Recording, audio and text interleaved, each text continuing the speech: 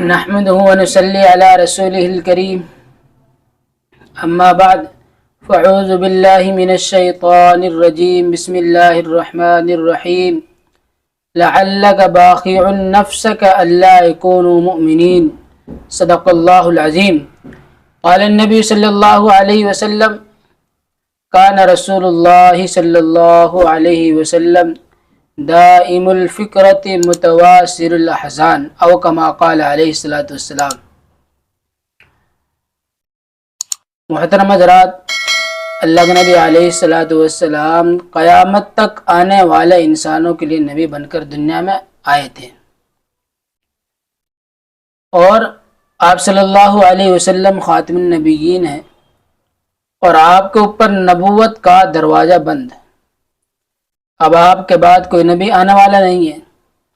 ہمارے نبی میں اور دیگر انبیاء اکرام میں یہ فرق ہے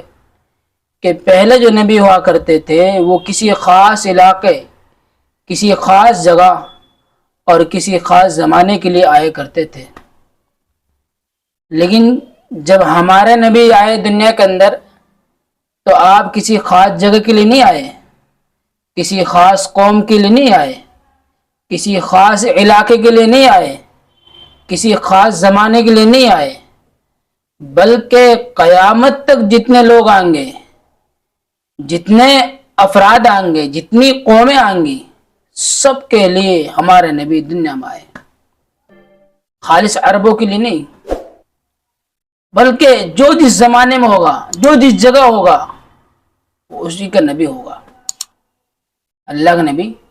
اسی انسان کے اور اسی جگہ والوں کے نبی ہوں گے۔ اسی لیے ہمارے نبی حضور پاک صلی اللہ علیہ وسلم امت کی بڑی فکر ہوا کرتی تھی، بڑی ہمیشہ فکر مند ہوا کرتے تھے۔ حدیث ہے نا اللہ کے نبی علیہ السلام کی، جو میں نے ابھی خطبے کے اندر پڑھی تھی، کہ کان رسول اللہ صلی اللہ علیہ وسلم دائم الفکرت متواصل الاحزان، کہ اللہ کا نبی ہمیشہ فکر مند رہا کرتے تھے، ہمیشہ۔ یہ فکر کوئی کسی مال کو جمع کرنے کے لیے نہیں تھی، یہ کسی کو یا اپنا آپ کو مشہور کرنے کے لیے نہیں تھی، شہرت کے لیے نہیں تھی کہ میں مشہور ہو جاؤں، مجھے عزت مل جائے، نہیں۔ یہ فکر تو اللہ کے نبی علیہ السلام کو اس وجہ سے تھی کہ میری امت جہنم سے بچ کر جنت میں جانے والے بن جائے، کہ اندھیری سے نکل کر روشنی میں آ جائے، اندھیری سے نکل کر روشنی میں آ جائے۔ اس لیے قرآن کریم کے اندر آیا ہے کہ اللہ تبارک و تعالیٰ نے قرآن کریم کے اندر فرمایا لعلک باخع نفسک الا یکونوا مؤمنین، اے نبی جی آپ کو ہلاک نہ کر ڈالیے کہ یہ لوگ ایمان نہ لائیں اور آپ اپنا آپ کو ہلاک کر ڈالیں، نہیں۔ اس لیے اس کی مثال دی ہے کہ ایک شخص نے جسے آگ دلائی، آگ سلگائی، اور سلگائی کے بعد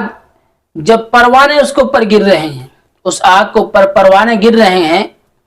اب وہ آدمی ان پروانے کو ہٹا رہا ہے۔ کیوں ہٹا رہا ہے پروانے کو؟ کیا ضرورت ہے ہٹانے کی؟ اس کو معلوم ہے کہ یہ پروانے اگر اس آگ کے اندر گریں گے، اس آگ کے اندر جائیں گے تو جل کر راکھ ہو جائیں گے، یہ پروانے جل کر راکھ ہو جائیں گے، وہ اس وجہ سے ان پروانوں کو ہٹا رہا ہے۔ اسی طرح اللہ کے نبی علیہ السلام کہہ رہے ہیں کہ میں اپنی امت کو جہنم سے بچا رہا ہوں، ہاتھ پکڑ کے لے کے آ رہا ہوں، ہاتھ پکڑ رہا ہوں اور جہنم سے کھینچ رہا ہوں کہ جہنم میں نہ جاؤ، لیکن میری امت میرا ہاتھ چھڑا کے جہنم کے اندر بھاگ رہی ہے۔ یہ امت کا حال ہے میرے دوستوں، یہ فتنہ کا دور ہے۔ اس لیے اللہ کے نبی علیہ السلام اپنی امت کے بارے میں بڑے فکر مند رہا کرتے تھے، اور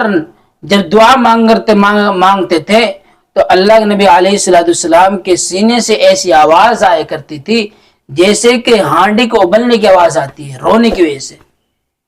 امت کی فکر، امت کا غم بڑا تھا، لیکن آج امت کا کیا حال دیکھیں، امت کہاں جا رہی ہے، کس کو مان رہی ہے؟ نبی کی نبی کے احکام پر اور نبی کی سنتوں پر کتنی چل رہی ہے. ایک نبی نے پوری زندگی امت کے لیے لگا دی, امت کی فکر میں لگا دی, اور یوں ہی دنیا سے رخصت ہوتے چلے گئے. اس لیے میرا عزیزو, ہم اللہ کے نبی علیہ الصلوۃ والسلام کی ہر سنت پر عمل کریں, تب جا کر ہم نبی والے کہلائیں گے.